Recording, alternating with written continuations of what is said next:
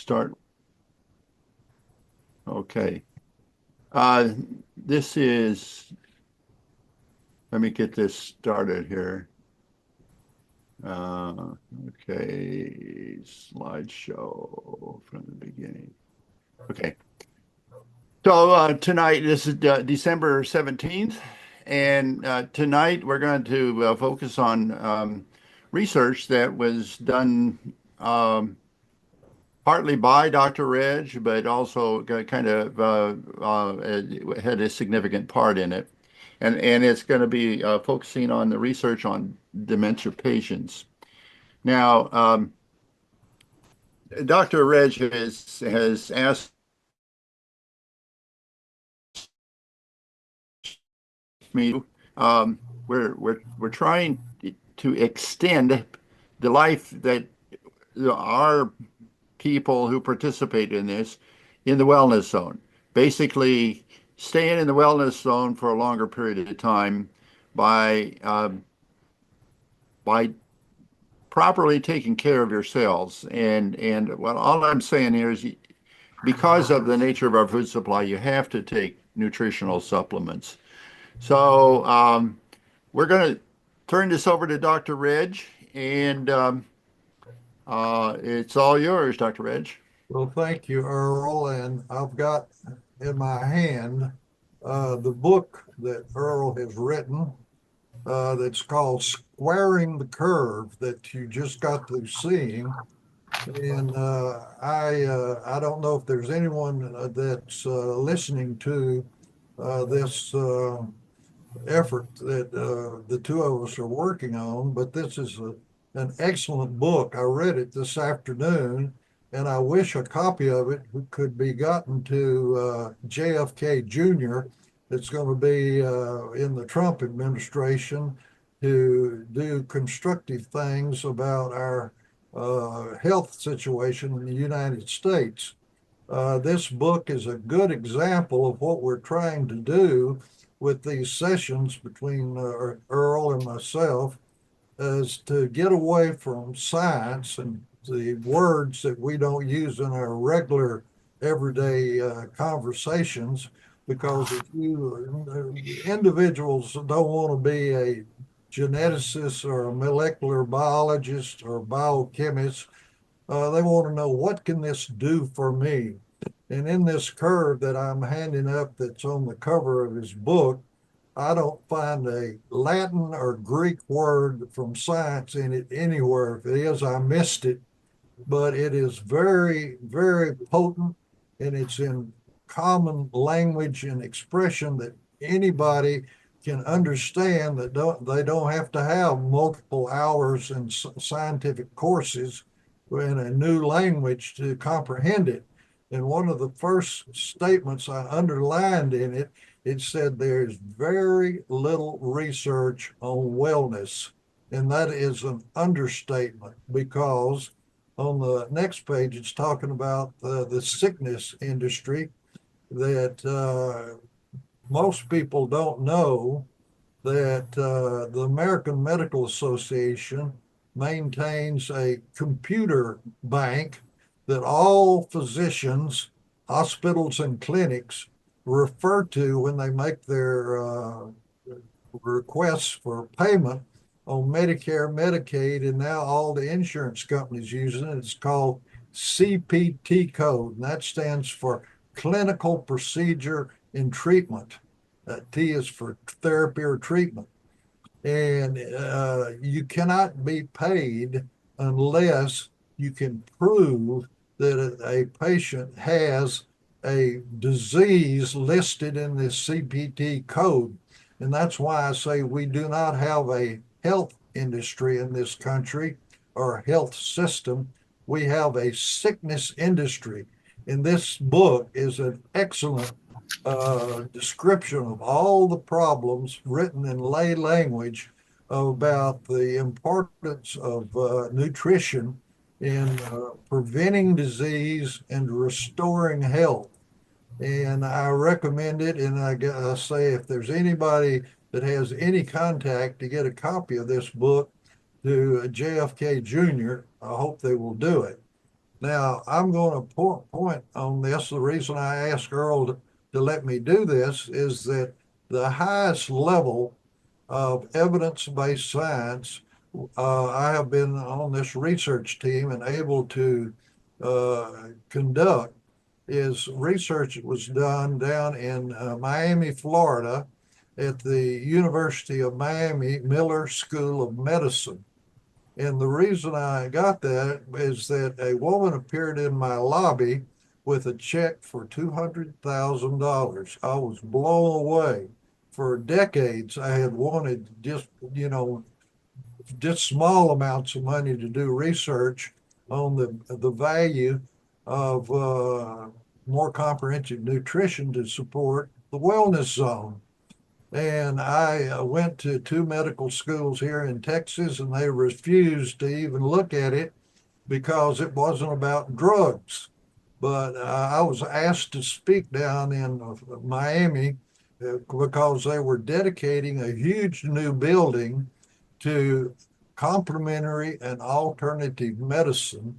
And the dean made the statement that that medical school wanted to be the premier institution in the United States to evaluate Oriental medicine, Ayurvedic medicine from India, Kunandari medicine from Central and South America, and folk medicine from Africa. Find out what works, why it works, do the science of it, and integrate it into modern uh, healthcare. And that curve that is on the cover of Earl's book that I told you the title was Squaring the Curve. One of the worst things that can happen to people is that where you have that black line of entering the disability zone and how you'd like to follow that red line that you're in good health till you're in your 80s and 90s. One of the worst thing that can happen is Alzheimer's. And so with Dr. John Lewis on the faculty of that medical school, who is a vegan, he's a real strict plant-based diet individual. And to show the benefits of it, he is a bodybuilder that has won uh,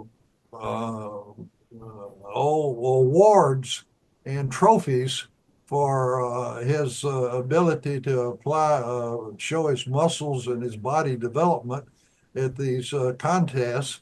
And his boss is a not only a vegetarian but a 21-mile marathoner that he uses that to run marathons to show the high level of good health you can have on a plant-based diet.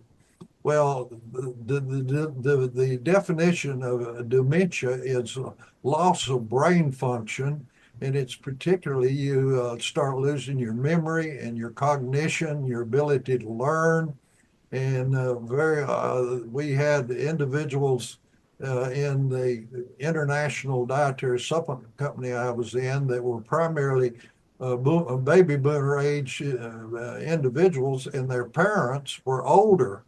And many of them were beginning to lose their ability to know where they were, where their home was, know the members of their family, and they gave them this formulation of the time that had this active ingredient from the aloe plant, acemannan, in it, and their memories and their cognition came back.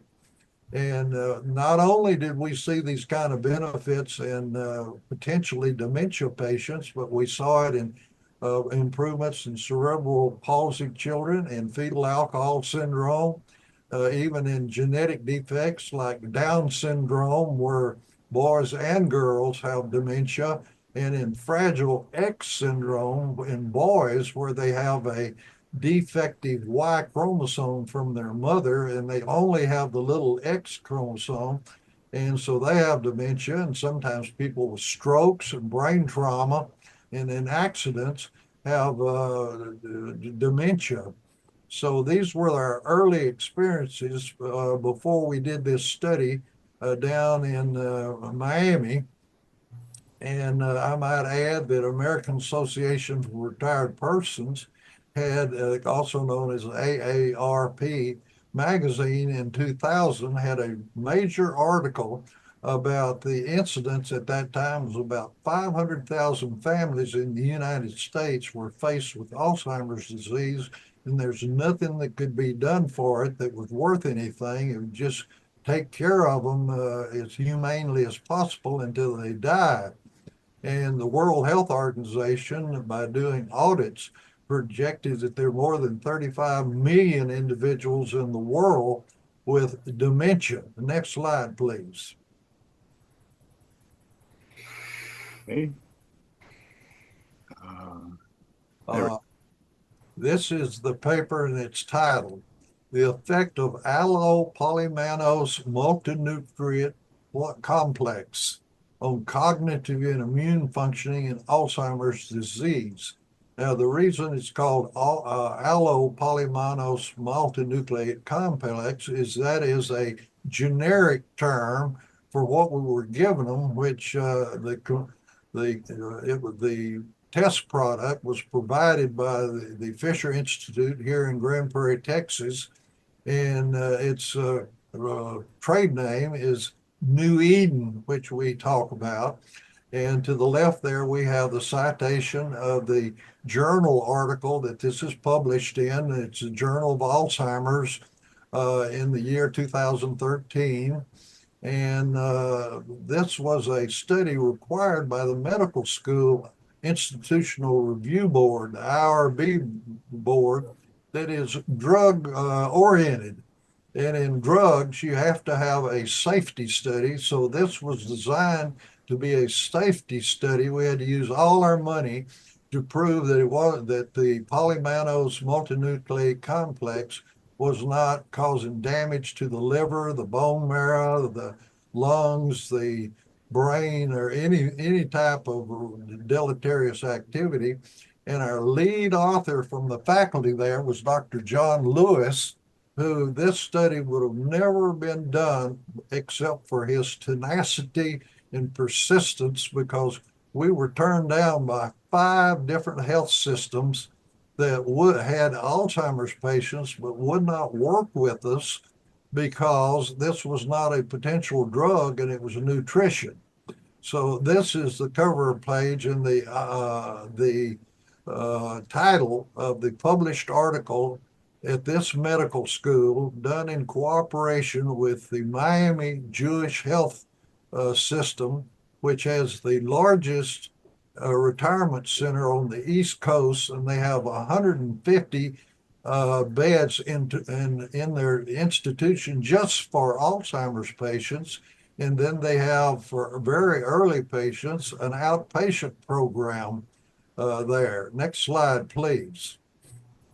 Now, this is the abstract, and I put under that red there, pointing out that this is a nutritional approach to try to find out if dietary supplement could have any effect on the cognitive function that had begun to slip in these Alzheimer's patients. And this study went for 12 months.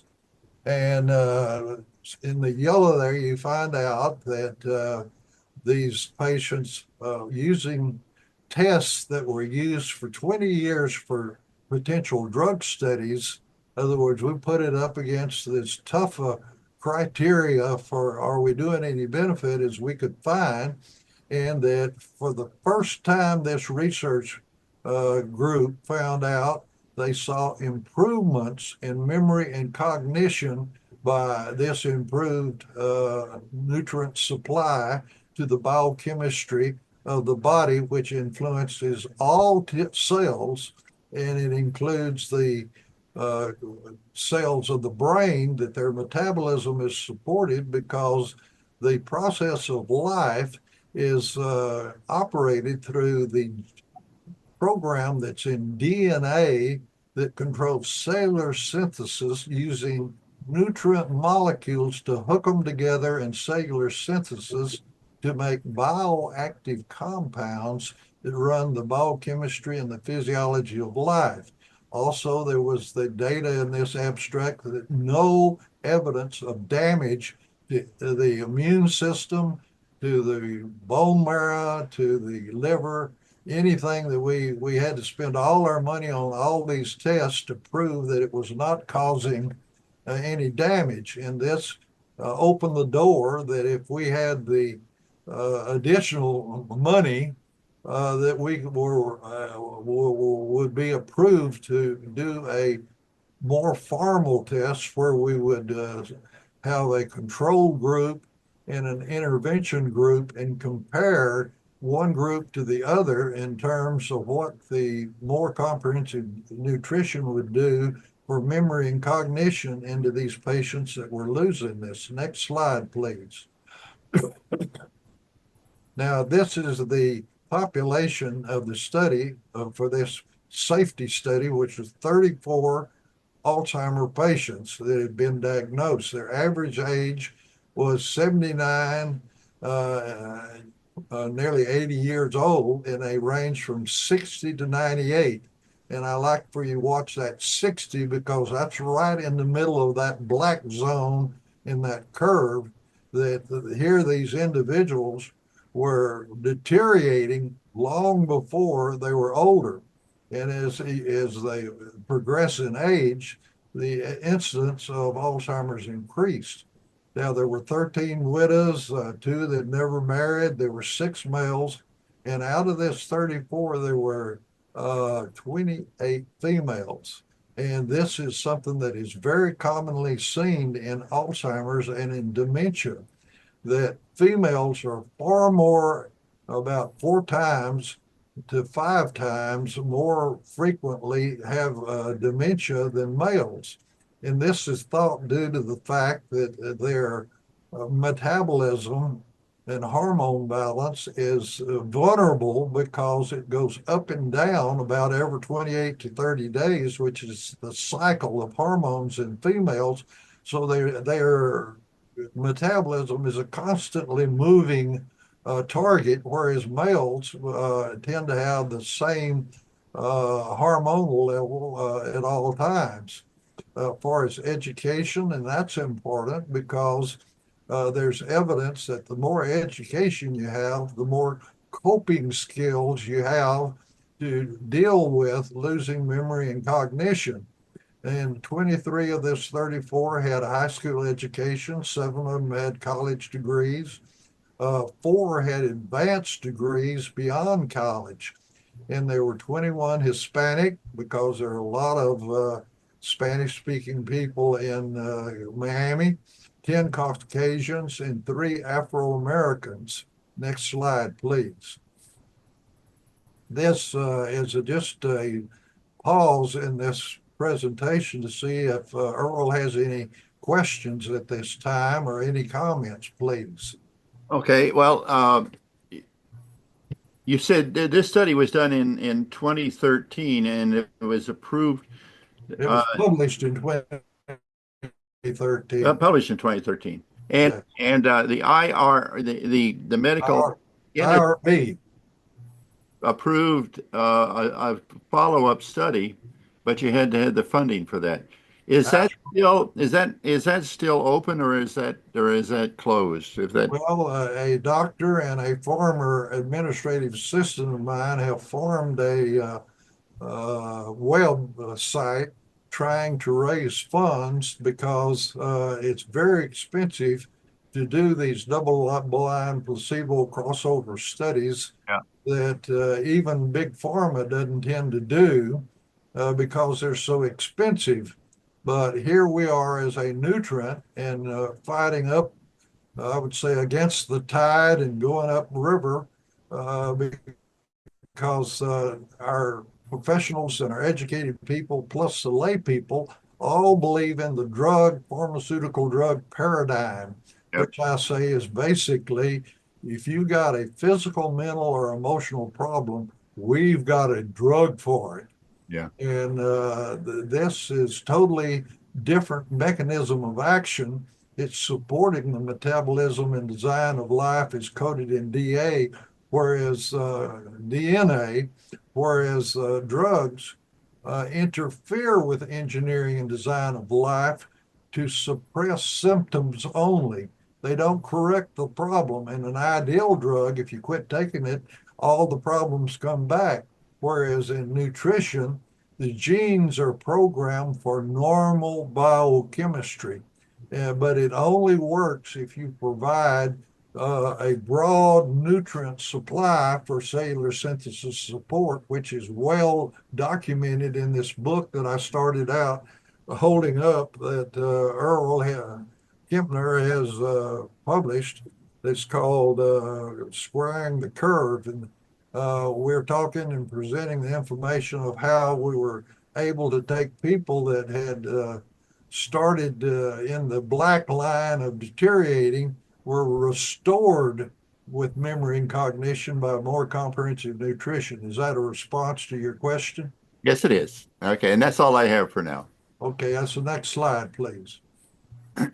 Now, what we gave to these 34 test patients for a pilot study was any toxicity present, was 3 scoops of what is called in this study, this glyconutrient, multi-nutrient formulation, which actually it's available under a trade name of New Eden. And it has 14 ingredients in it to try to cover the broad spectrum of nutrients. It lists only 14 on the label, but one of these says aloe leaf gel. Well, if you use sensitive instrumentations, there are more than 250 nutrients just in the aloe leaf gel alone. And each one of these, like the hemp seed, has hundreds of nutrients that are present in the plant, because we try to get the seed or the powder from the plant is without any extractions or anything taken from it, because in the plant kingdom are the molecules, nutrient molecules, that the DNA in its code call for in cellular synthesis to make these bioactive compounds. And so this was provided for these patients at no cost, which that's what gratis means. Next slide, please. That 46% of these patients on the criteria and the forms that they use for drug studies improve their cognition. This blew the minds of all these researchers, because for 20 years they had never seen any improvements in memory or cognition in the research patients. In fact, the drugs, typically of the drug paradigm, they took early Alzheimer's patients that they would predict would progress, and what they were trying to find was a drug that would only slow the progression of dementia. They had never had even a potential drug that slowed the progression of dementia. And here we gave more comprehensive nutrition with actually hundreds of nutrient molecules provided for cellular synthesis, and 46% of them improved memory and cognition, which they had never seen. And 23% of these patients, which adds up to a 69%, had benefit because they did not progress, which is what they were looking for in their drug studies. So a total of 69% benefited from this more comprehensive nutrition. And over all the years of these investigators that were experts in this disease of dementia, were just absolutely amazed. Now, there's another aspect to this study that is not in the published paper, but we found out that the caregivers that took care of these patients said there was 100% benefit to the patients because they were happier, they were more cooperative, and easier to take care of. And that's highly significant because the name for Alzheimer's originally was dementia pugilistica. And pugilistica means fighter in, I think, Greek. And these papers were known to be, they would bite, fight, push, shove, throw, kick their caregivers because they were very unhappy. And that's very interesting because our first patient that we saw in January 1986 was an accident. We were following him because he had prostate cancer and it was metastatic to his bones. And so we gave him the active ingredient from the aloe, and the metastasis in the bone went away. And when he first came in, every time we asked questions about his history, his wife gave the answers. And I thought that was just the relationship they had. She talked and he listened. Well, by about 8 months later, she came in and says, "Will you do it again?" And I says, "Oh, I'm so sorry. We were hoping that the cancer in his bones would stay away." She said, "Well, the scans are still negative," but says when I came in before, he had been mute for 2 years, and the doctors had said he had Alzheimer's, which no one ever told me. But I did note that during the time that he was coming to my clinic, that slowly he began to talk to me, and I just thought I'd broken the ice with him.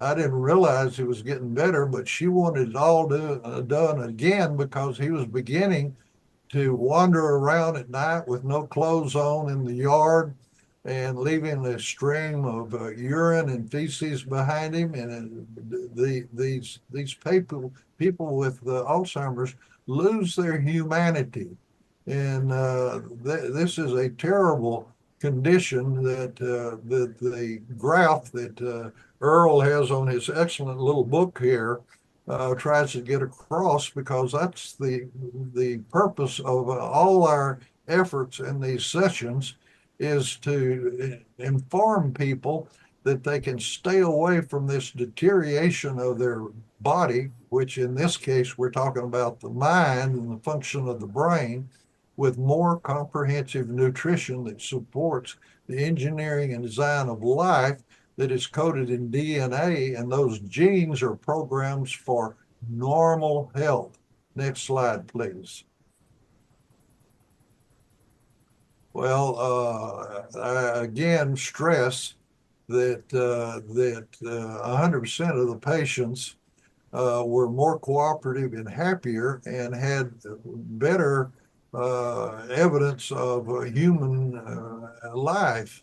And this, if it did nothing else but make the patients happier and more cooperative, that would be remarkable and wonderful. But we also got, as I told you, 69% benefits of either their improve their memory and cognition, or it did not advance.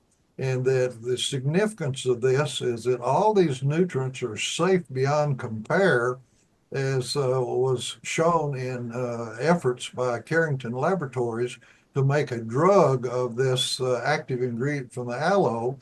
And the application for a new drug was thrown out of the FDA because in routine and even advanced additional safety studies, which are in the phase 1 stage, no evidence of toxicity could be found. We could not give them a LD50 or an LD100. LD stands for lethal dose to kill half the research animals, and the LD100 is what does it take to kill all of them. And there must be a wide window between half and 100, or they won't even let you proceed to the second group. Well, we could not give the FDA any LD lethal dose, and that's required, so they just would not let it proceed because The father of pharmacology, which is the most noted person in world history from Switzerland, was named Paracelsus. And his most famous statement was, quote, this should not be real reassuring, all drugs are poisons. The benefit depends on the dose. And the FDA has to have and requires what this substance is in regard to killing half the animals and all of them. And as I say, there must be a wide window. Well, we couldn't give them anything. So it was not a mechanism of action like a pharmaceutical. The next thing is it's effective because it works through the gene control of cellular synthesis of the compounds that are structure and functional that carry on the process of life.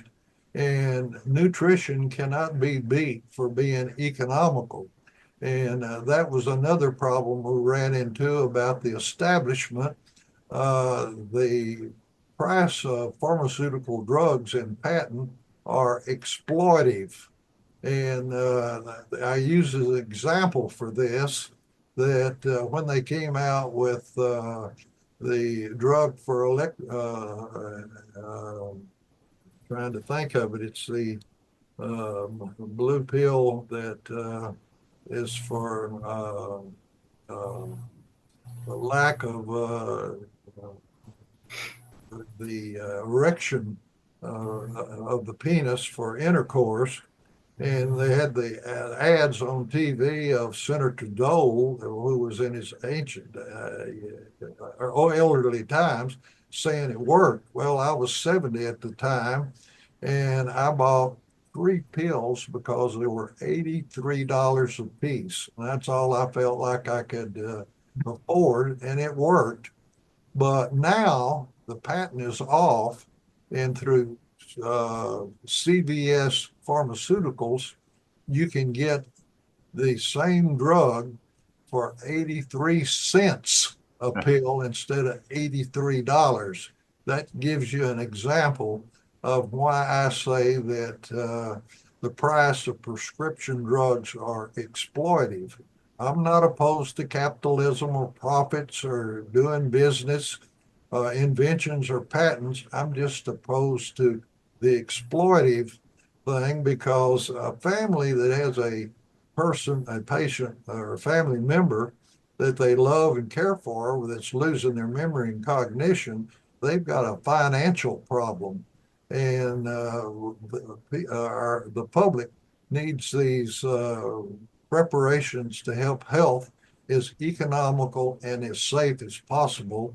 And what I've shared with you is this study that our research that started on trying to make a drug from the active ingredient from the aloe leaf gel that we found was ace mannan, and to combine it with other nutrients that are low or missing or avoided by choice in the American food chain, which is what we used with these patients, and that there are actually probably several thousand nutrients, even though they list only we list only 14. But for example, one of them that I know the most about is aloe leaf gel, has over 250 nutrient molecules in it that carry on the biochemistry in the plant that's included in this new processing to make new Eden. So with that, do you have any other questions, Earl? Do you want you want to go to the next slide? Well, I thought that was the last one. I've just given you the reality that this study that I've shared with you opened the door to be able to do a final comprehensive study at the medical school. However, this study they estimate would cost between $2 and $3 million, and that's why big pharma does not do very many of these type of studies. They've got the FDA and medicine convinced that all you have to do is show your safety profile and that you alter biomarkers. What do I mean? In diabetes, where the problem is high blood sugar, does this potential drug lower the glucose, which is the biomarker in patients that have strokes and heart attacks and peripheral vascular disease. Atherosclerosis is the common thing, but cholesterol is usually elevated in these. And what they say is the biomarker of this agent reducing the level of cholesterol in the blood, and it has a good safety profile. Move forward, and they approve it for giving it to millions of people. And if you go to the government website for the FDA for recalled drugs, you'll find many drugs have to be recalled from the public because they have not done the double-blind placebo study in a large number of patients to prove the safety.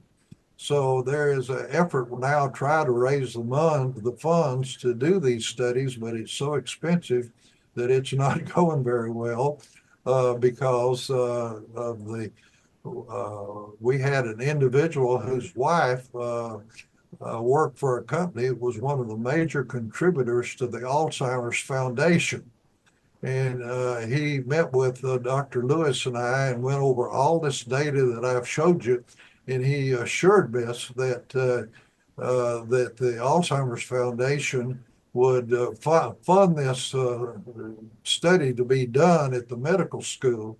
Well, Dr. Lewis worked night and day and weekends getting the application together. We probably set a record for rejection because, as I have found out over these 39 years, that these drug foundations and these efforts to raise funds from the public for different diseases, that the worst thing that can happen to them is for somebody to find a cure for their disease, which happened, for example, with polio, that the vaccine is so effective.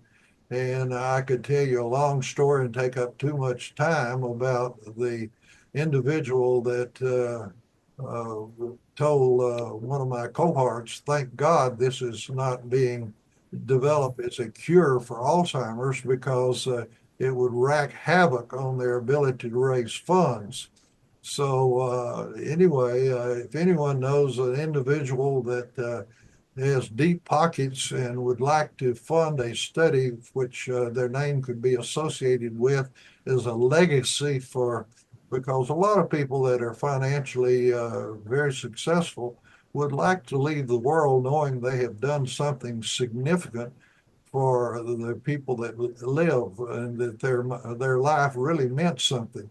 And we would love their contribution to conduct this study, which we've had the door open and have the results because we got bonuses. All we had to do was show them we were not toxic, but we increased the stem cell production nearly 400%, and we froze serum when the patients started and froze serum when it ended and froze it. And when the assay came available for brain-derived neural growth factor, even though the serum was diluted with the whole body blood volume, because it's very invasive to try to get spinal fluid, but it had leaked into the blood that the brain-derived neural growth factor had increased. Well, that's proof that those stem cells that had increased and were circulating in the blood and were available to go into the brain were actually differentiating into neurons for the brain. And we have a cited journal article that shows that these cells that we've identified in the flow cytometry to prove that there was not any damage to the bone marrow, that these cells can differentiate into brain cells. And in fact, we have the proof there that that's happened. So if we could get the millions of dollars it takes to do the final study, we feel very confident that we would have a positive result.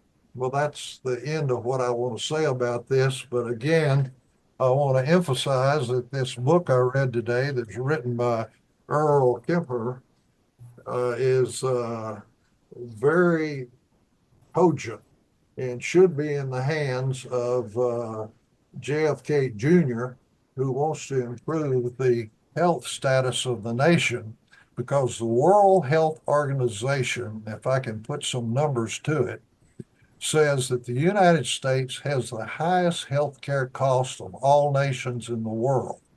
The last figure I had was $10,300 per citizen per year and increasing rapidly. When they do surveys periodically about the health status and quality of life of the nations, the United States came in the last time number 35th. Number one in cost, 35th in results and benefits. And this study is just one example of the now 600,000 families in the United States that they estimate have a family member with Alzheimer's and the benefits that could come from it. And that article in the Retired Persons Journal said by the year 250, the costs for Alzheimer's in the United States will exceed the Defense Department budget for the Air Force, the Army, the Navy, and the space program. That shows you just how significant and how important this book I'm holding up of Earl's is. And I hope you can get it, someone can get it into the hands of Kennedy, that's going to be head of the Health and Human Resources, to try to work to improve the health status of this nation. Thank you. Okay, I was going to I just made a few brief comments. The New Eden was a supplement, and there were 34 people, ages 60 to 98, and the trial duration was 1 year. And what we saw is 46% improvement, 23% stabilized and did not decline. So a 69% basically positive result. No other trial in the prior 20 years showed any improvement in autism, and all subjects were easier to care for. So, in spite of promising results, all funding for further work has been rejected. I'd have to say there are huge institutional and bureaucratic barriers to the use of nutritional supplements to address chronic health problems. That's what we're faced with in what we're trying to accomplish. So, in my opinion, the incentive has to come to utilize nutrition for health benefits has to come from individuals, people like us who insist on having nutrition for our um, health purposes, and you have to take it upon yourself to make your own health decisions. You assume the responsibility for your health when you. Yeah, I go to the doctor. I use doctors, and I appreciate their insights, but I don't necessarily follow their advice. It depends upon whether it matches with my philosophy or not. So basically, part of my objective of writing this book was to try to uh, expand the concept of what it takes to be well. Okay, and that's what this is about. And Um, we're just getting involved in the marketing stages of it, and there were four people who wrote reviews that were very favorable. Let me see if I can just pull one out. Well, I don't see it on the surface. But basically, these were people involved in wellness. They were doctors, and basically, what they said was this is a breakthrough type book, and everybody should have a copy of it, which is basically what Dr. Reg was just saying. So it's available online. You can buy it from the publisher, which is authorhouse.com. If you go to their bookstore and just search for my name, or you can buy it from Amazon or Book Barnes and Noble, or other places that just carry books. Okay. Um, The next 2 weeks we are not going to have any presentations because in next week is New Year's Christmas Eve, and so we wish you a Merry Christmas for that. And then a week after that it's New Year's Eve, so we wish you a Happy New Year. The so in 2 weeks, I guess in 3 weeks, what we'll be doing, uh, I'm going to be I'm going to be trying. I'm working on conceptualizing my concept of an effective wellness program, and that didn't get into the book because I wasn't there yet. But what the book covers are are causes, things that can cause um, health problems, I mean, by cells not functioning properly. And so I I think you would enjoy the book. I was surprised that Dr. Reg read it this afternoon. uh, I've had other people say how quickly they read it, and they come back with compliments. So I appreciate that. So thanks for joining us, and we hope you have wonderful holidays. So, dear, if you want to stop recording.